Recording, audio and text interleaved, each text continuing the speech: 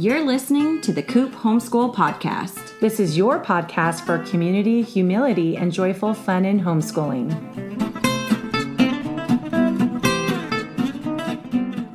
I'm Mandy. I'm Jessica. And this is The Coop. Today we're talking about responding to the disapprovers. I think I disapprove. Yes, I disapprove this message.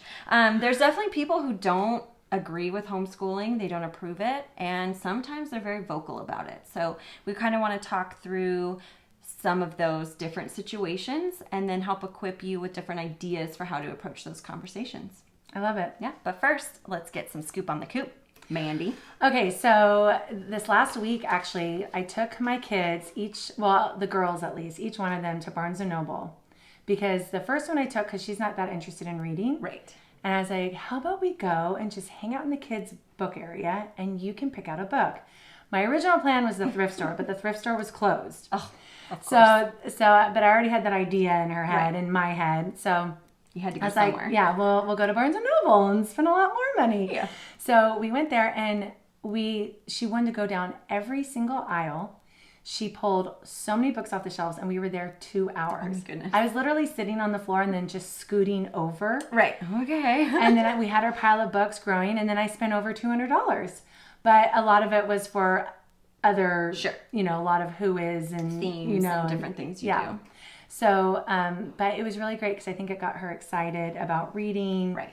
And was a little bit of an external motivator for her. For sure. Yeah. And then you took the other one. Oh, yeah. And then I took the other one, and I pointed out the books that her little sister had said she would like. Yes. And one of them was actually the Percy Jackson one. Oh, fun. Yes. So she grabbed that and held on to that. But she ended up picking Dog Days, which is, comic book style. Right. And also how the Diary of Wimpy Kid movie was made. Right. So she loved that. That's and cool. She read both of those within a day. Nice. Yeah. So it was really fun. Do you plan to take your son? I offered and he didn't want to go. So we only went to Yogurtland. I paired it with Yogurtland. Right. So, it was the whole outing special with you. Yeah. And so he went to Yogurtland and he didn't want to go. Oh, but when there was a third book I got for my older daughter, which was a Minecraft book. That's cool. And when he saw that, I said, they also have a whole shelf area for just Roblox and Minecraft and tips and tricks books. So if you ever want to go, I'm happy to take you. Dangle that carrot. Yeah. So he was already looking at Ruby's books, Yeah. That's awesome. Yeah. Well, by the time this episode airs, it will have been my birthday. Oh, happy birthday. Thanks. Yeah. So, we have some big plans for my birthday. We do. I'm so excited. We're going to do a mom's night and watch Clueless at my house. I know. If. Yes. I'm really excited for that. Me too. We were supposed to do it last year. And we were going to dress up. Yeah, we're going to dress up. It was at a movie theater and then COVID. So. I know. It was literally that first. It was May. Yeah, the first week of May, I think. Oh, yeah. Okay. So we were still hoping it would happen. Oh, yeah, because COVID was only going to be 2 weeks. Right. Yes. Yeah. And here we are. So we're doing it at my house a year later, and we're going to do it on my birthday, and then you and I are having a special weekend getaway / work session and all the things. I'm so excited. Yeah. It's gonna be So fun. I thought it was fun to bring roses from my garden because everything's blooming and spring's my favorite. And I wore my new birthday earrings, these springtime earrings. Oh, they're beautiful. Yes, they are made by one of my students. I was going to say, they look like they're made from glass. They're handmade, and so they're I don't think they are glass, but they're beads, and they look like little pink flowers with green leaves really at the cute. bottom. So they're my new danglies. And these roses smell so beautifully. Yes. Our new backyard has a ton of rose bushes, and they are just popping. So it's really fun. All right. That's my scoop. So let's get started. So responding to the disapprovers, we all have been there. We've ended up in accidental debates with people over homeschooling and then left there thinking, what happened? Or I didn't even want to talk to this person. What does it matter if they don't like homeschooling? Yeah, or you walk away being like, I didn't even share the main heart of what I would want to share. Right, you debated random things. Yeah. So the idea here is to just kind of help focus our minds when we encounter those people to first take a step back before we even figure out what to say. And so one of the things that's really going to be a factor is who you're talking to. Is it a stranger? Because if it's just a stranger, someone that you meet at a park or something, for me, it's not usually worth debating with them unless it becomes a sharing of information, and so it's just, for me, I'm not interested in debating with strangers at all. Yeah, we don't feel a need to convince a stranger. No, I don't. I feel like there's plenty of information out there. We have the Homeschool Hub available. There's a lot of places that answer those basic questions, whatever their concerns are. They can listen to the Hesitant Homeschooler and they've got it. So strangers, I think that's a very important thing for you to decide personally, is if those are people you even want to have conversations about homeschooling with, if they're taking the negative side. There's friends and colleagues. And so you can imagine in the workplace, if you're working and they're disapproving, that can be, a little more of a touchy situation or delicate. And so it's important to know how to handle that with grace.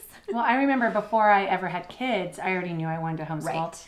And I just kept that information to myself. Right. But then it ended up coming out somehow. It does. Yeah. It just does. And the shock and appall that I experienced, it was just, and again, this is probably 15 years ago. Right.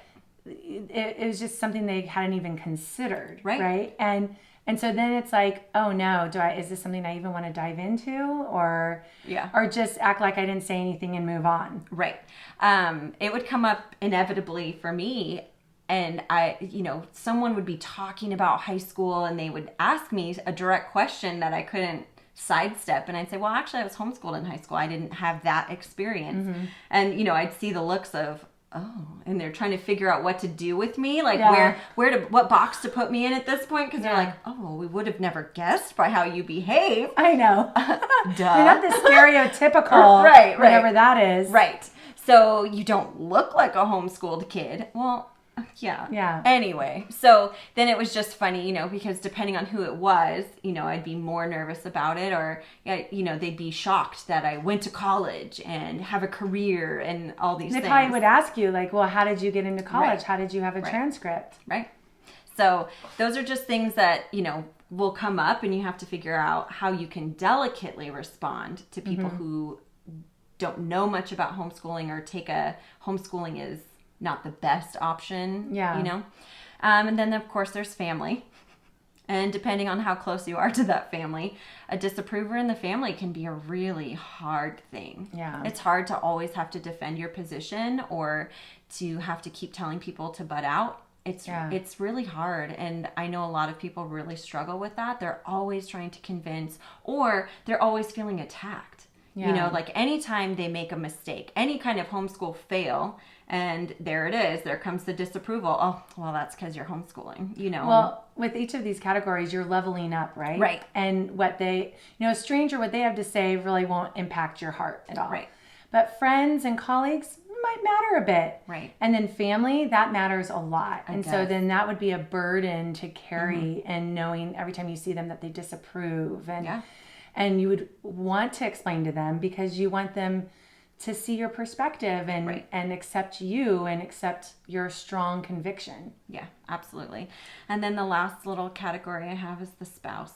We hear a lot on homeschooling boards about having a spouse that doesn't want to homeschool, or doesn't think it's a good option. And what is the other parent to do? Right. If they really strongly think that homeschooling is the best choice for their kids, what do you do with a spouse? What would you do? I think I'd probably try and pull up some research. Right. Your husband would probably he's an academic. That. So the research would probably make a difference. And probably want to find evidence of kids who were homeschooled who were thriving and in their passion jobs. Totally. Show that they've succeeded. And so, and maybe even invite him to come to a homeschool conference or something with me, so he can see this is very normal. Look at all these families here. Right. Hundreds and hundreds and hundreds of people are here. Yeah. And the dads are there too sometimes. And they're speakers. Yeah. The dads are educators. Yeah. They're PhDs. So I think for my spouse, it would be, giving it credibility. Right. And, but he was in from day one. Yeah, so is mine. So we don't have personal experience with having to convince a spouse or, provide that kind of thing, at least not in the homeschooling realm. There's definitely times where, both of us, I'm sure, have had to state our case for something we disagree on and come up with the evidence or the support we need. But there's not a lot of husbands. Maybe not a lot is an unfair amount of people, but I'm not sure every husband would be as willing as yours to even hear it. I think there's a lot who believe what they believe and they're not really interested in it's so foreign. Right. And that actually leads me to something a little bit different, which is sometimes it's important to understand where someone is coming from. It helps us decide how we want to respond. And so getting to understand the root of why someone disapproves may really help figure out how you want to converse with them. And you pointed out when we were kind of pre-planning this podcast that sometimes people are defensive over things they just don't understand, or that, how did you say it? You said that... well, I know I get aggressive and assertive and enthusiastic in my talking, and it could actually sound like I'm debating. Right. When really I'm curious, Sure. but it's such a challenge to your psyche. Yes, that was it. Yeah. And so when it's such a challenge, your automatic response is fight. Right. Yes, if you've always been in support of public schools, you've always presumed that kids do best in public schools, and somebody is there telling you they're not going to do that and they buck the system in that regard, I think that can be a challenge to them and to their personal beliefs. And so it's hard not to sound defensive, even if the intention may be really just, I don't understand. Yeah, I mean, that's how politics and religion discussions go too. People get so heated when really they're just feeling challenged. Sure. Yeah, it's hard. Yeah. It's hard to feel challenged from a deep place. And then not respond with a fight or flight. Exactly. Yeah. And so, you were kind of, we were pre-planning and you were talking about that as well. And it was just very interesting. In order to know how to respond to somebody is understanding what they want. What do you want in sharing your disapproval with them? Yeah. I mean, that might be enough to go, oh, I didn't, I don't have anything else to say, but calling it out and calling it what it is, like, oh, you seem like you don't support homeschooling. Why is that? Or, what do you want to hear from me? Right. Do you want to hear my mission? Do you want to hear why I do it? Right. Or do you really want like the solution to this one concern you're bringing up?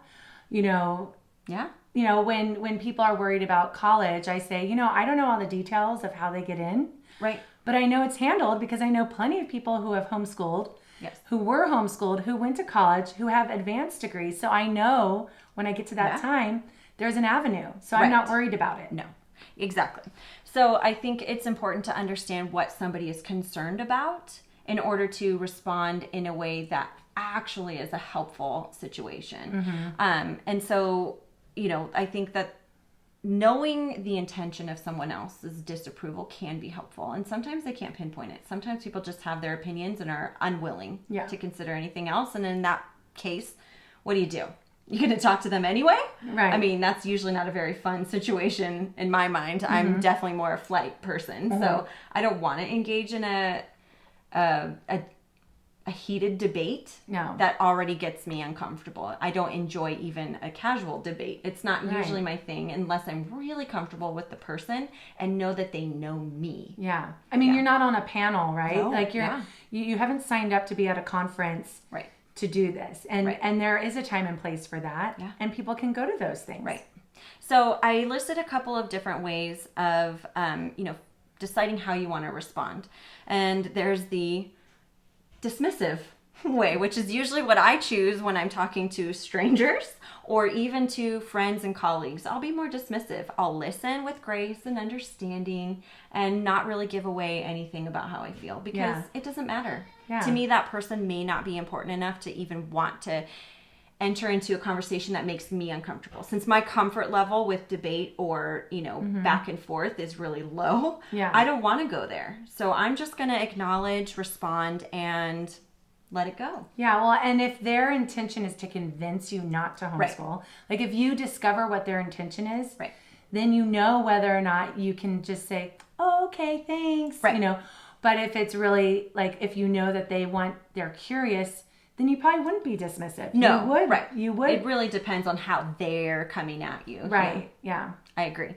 And then another way that's not always the best is the defensively treating the conversation like debate. So misunderstanding someone's root or intention for asking or disapproving and turning it into a judgment and feeling the need to defend your position, you know, without entering into a more amicable debate first. Yeah. Yeah. That usually doesn't lead to anywhere productive. Right. I mean, the conviction, like we've said multiple times, is in our soul. Right. So, and if they have a conviction in their soul, then no one's going to convince anything. It's more about, do we want to come to a common understanding of each other's viewpoints? You know? Exactly. Yeah. Yeah. So I think that one is important to remember, is to not always feel defensive right off the bat. Mm-hmm. And that can be hard with family. Yeah. You know, definitely. When it's family, or especially a spouse, their judgment weighs much more heavily on us than a stranger. Yeah, because we care. We want their acceptance. We do. Well, not just acceptance, but we also want them to agree. We want them on our side. Yeah. We want them to at least not disapprove. Yeah. They may not have to fully support it, but we at least don't want them to disapprove of it. Yeah. Well, and especially if that person in your life was always like a cheerleader for you, right. You know, then all of a sudden that gets withdrawn. That's tough too. It's very tough. Mm-hmm. Yeah. And so then there's this person is coming at me aggressively, whether they're a stranger or a family member. Mm-hmm. And I like the acknowledge and end. Acknowledge that you've heard them and then find a way to end the conversation. That might be an aggressive statement, like, oh, I'm sorry, your opinion in my children's education is not important to me. If that's what you want to say, but acknowledging and saying, I hear what you're saying, I just disagree.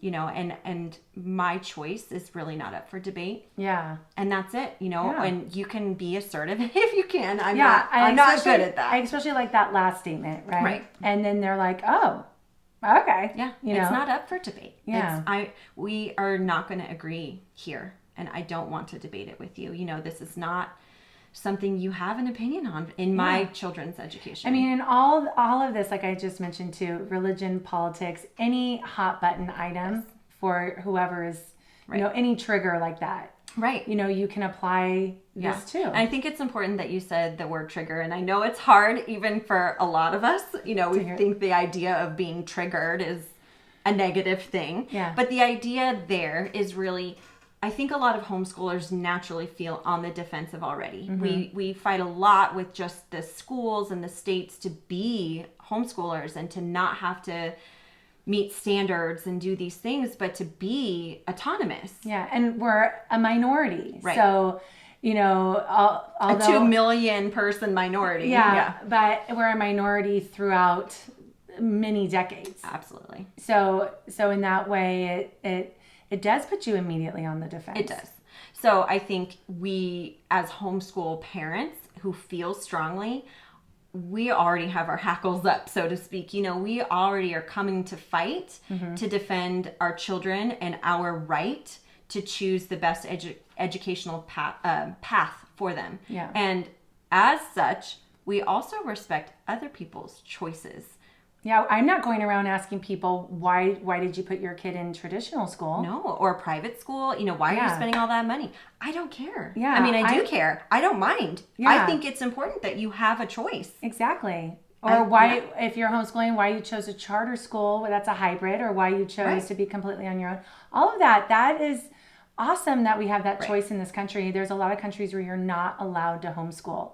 So the fact that we have that choice should be celebrated. Exactly. All around, regardless of what the choice is. Just because I don't choose public school for my kids doesn't mean I even look down upon it.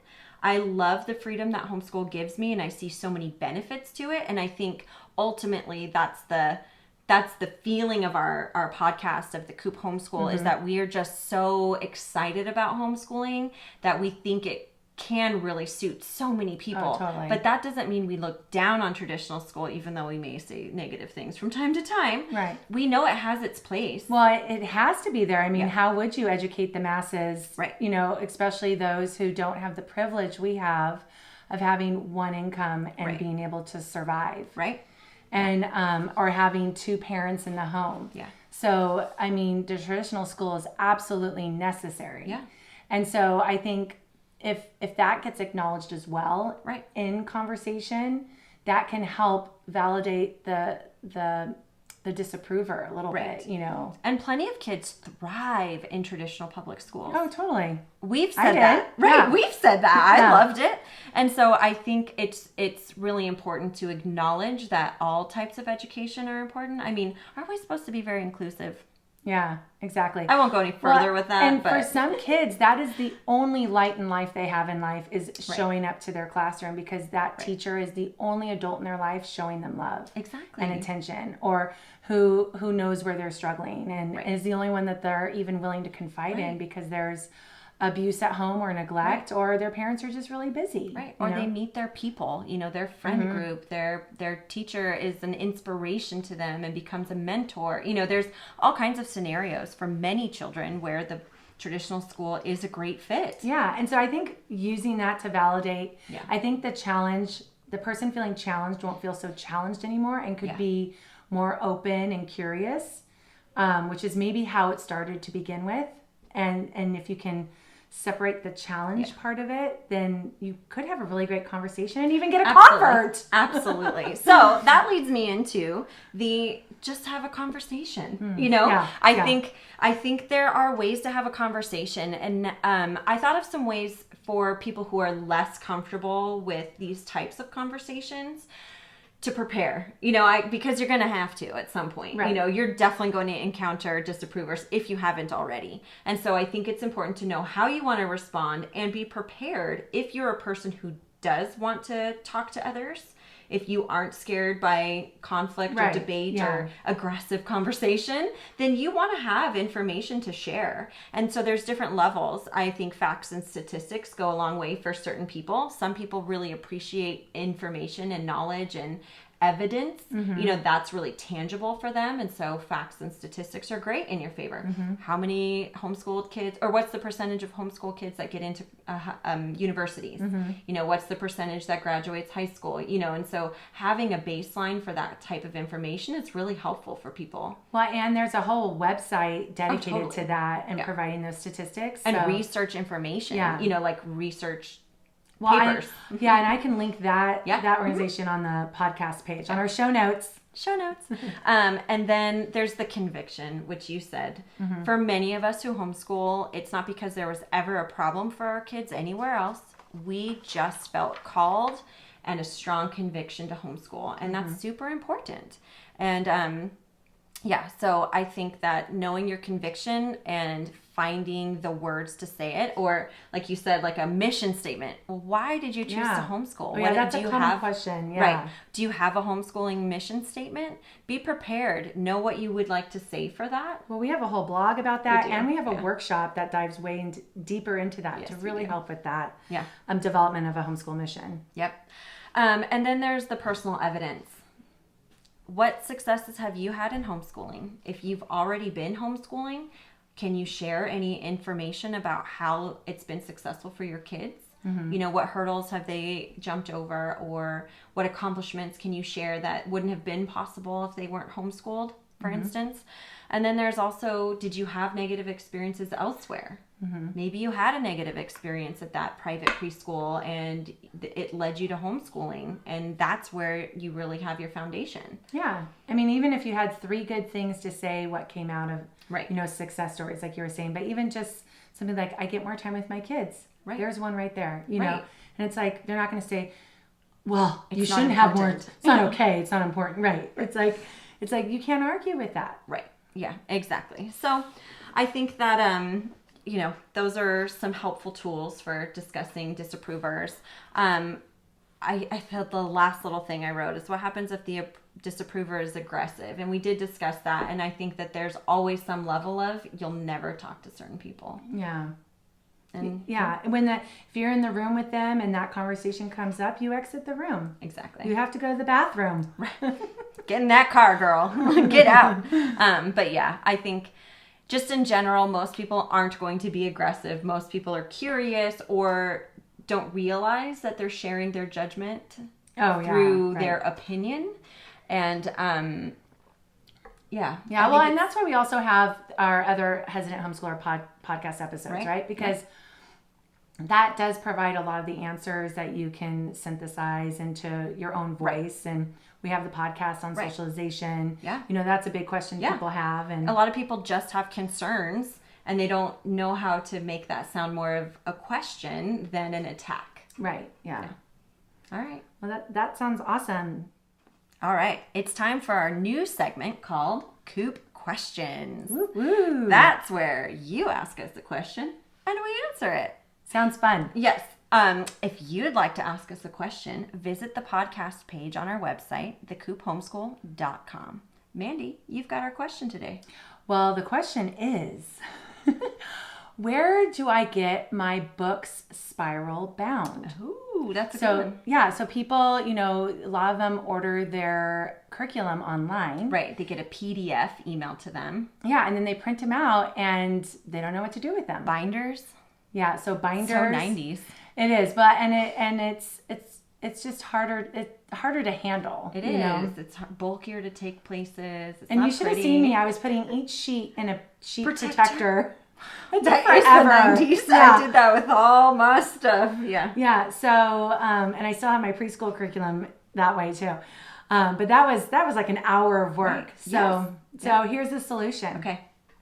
You can go to any office store like Office Depot or Staples, and we've even heard reports of Hobby Lobby spiral bounding books for you. So I'm not sure how Hobby Lobby does it, but FedEx Kinko's, all those will do that for you. That's perfect. It will cost money. Yes. So the solution that I have is comb binding. Yes. It's not as great as spiral binding. Right. But comb binding, it's about a $60 machine. About $10 for a bunch of coils or combs, I should say. And then there's a learning curve, so practice on plain sheets of paper or scratch paper. How many max you can press at the same time. Yeah, it says 15, but if your sheets if you have nicer paper, it's more like 8 or 9. Sure. And so it's as simple as that, and I do it for everything. You do. I've asked Mandy to do it when I printed my unit study. Oh yeah. Yeah, I brought over the teacher manual and my student workbook and asked you to do it because I wanted it to look pretty. Yeah, and it $60 is kind of a big purchase, but it will save you a lot of money. Right. If you are constantly going to the Office Depot. Right, and it doesn't take up a lot of space, right? Yours is not very big. It's a little bigger than a standard hole punch, a heavy duty hole punch, but not much more. Yeah, and you just have to, and it's manual. It's not automatic. Right. Mm-hmm. Yeah, I am looking for spiral bound. Coil. Coil binder. Oh, nice. But I don't want to spend the money. So are they like in the 200s or? Some are. Some aren't. It's just a matter of figuring out where I want to settle and whether it's worth it. Are they manual or are they electronic or automated? Most are manual. Okay. Mm-hmm. So then it's just a matter of how fancy it is based on how it does the coil for you. Yeah. And then there's actually these coils, I forget what they're called right now, but they snap. So you buy the punch, which is not very expensive, and then they come in short segments and then they snap closed. So they can still be changed, which is nice. You know me. I like things to be editable. Mm-hmm. I want it to be modular and changeable based on my mood. And so I liked that idea, but without trying it or seeing it or touching it, I just don't know. Yeah, for the comb binding, what was nice, I mean, that one you can open up and add, but I already had a friend who had one. Yeah. So I got to see it in action. Yes. So that made it easy to say, we'll get that. Exactly. I'll have to poll my friends and see who has this other one. Yeah. I think it's a Click It. We'll go on one of the Facebook groups too. Yeah. Yeah. All right. That was our question, the Coop. Be sure to email us if you'd like to with your question, mamahens@thecoophomeschool.com. Thanks for listening. We love your support. Be sure to subscribe to our podcast, leave a rating and review to let us know how we're doing, and share our podcast with your friends who need a little community, humility, and joyful fun in homeschooling.